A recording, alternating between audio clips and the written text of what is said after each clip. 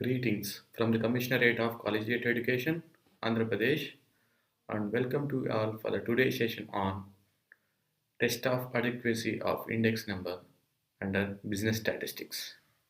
Myself, Satish, lecturer in commerce, SVSSC Government Degree College, Sulurpet, Andhra Pradesh. You might all know that the time series and components of time series, index numbers, construction of index numbers, and methodology used for the construction of index number. So far, you might learn that the construction of index numbers by using different formulas.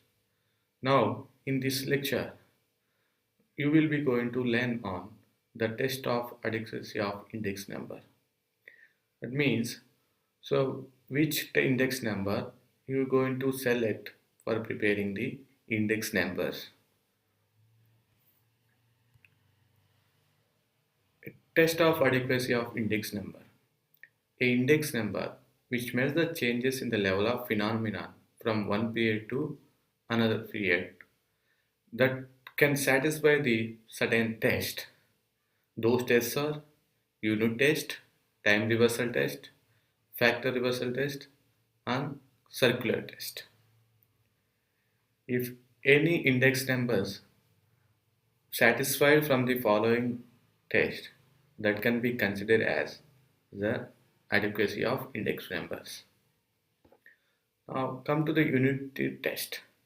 In this test, the expressed units of prices and quantity should be independent.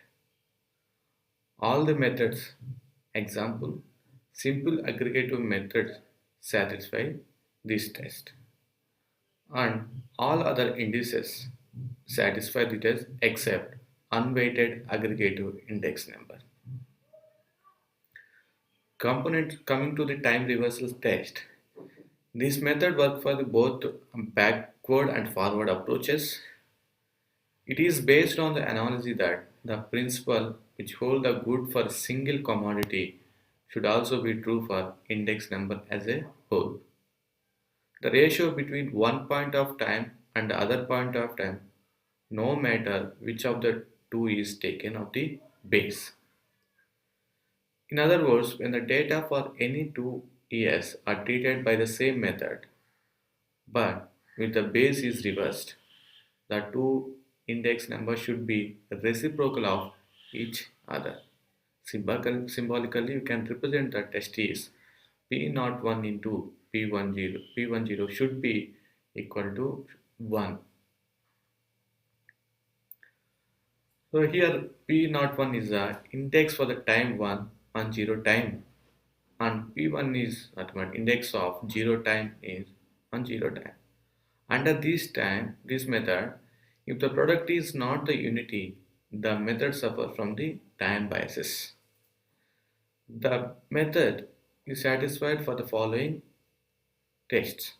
One is simple aggregative method, Fisher index method, Marshall aggregative index method, and Kelly's index method.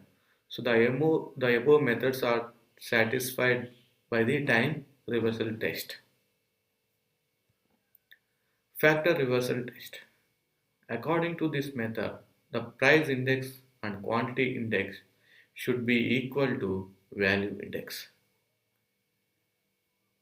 Each method in index number interchanging the prices and quantities without giving any inconsistent results, which means two results multiplies together which gives the true value. This test describes the changes in price multiplied by the changes in quantity that equal to the total changes in value. Symbolically, it represents the P01 into Q01 that is equal to V01. Here P01 is the price changes of base year to current year, and Q01 is quantity changes of base year to current year that represent to the value of. And circular test.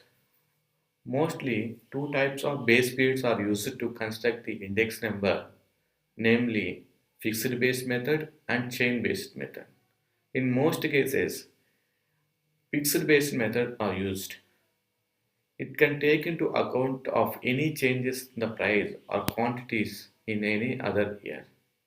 It fails to include new commodity gaining importance at a later date or exclude commodity losing significance in course of time. These problems can be overcome by chain index numbers. The formula of circular method can satisfy the requirement of the following methods. The simple aggregative index method, simple geometric mean of relatives, weighted aggregative index such as Laspers with consistent weight, weighted geometric means of relatives with consistent weights. I hope you might learn this topic. Thank you.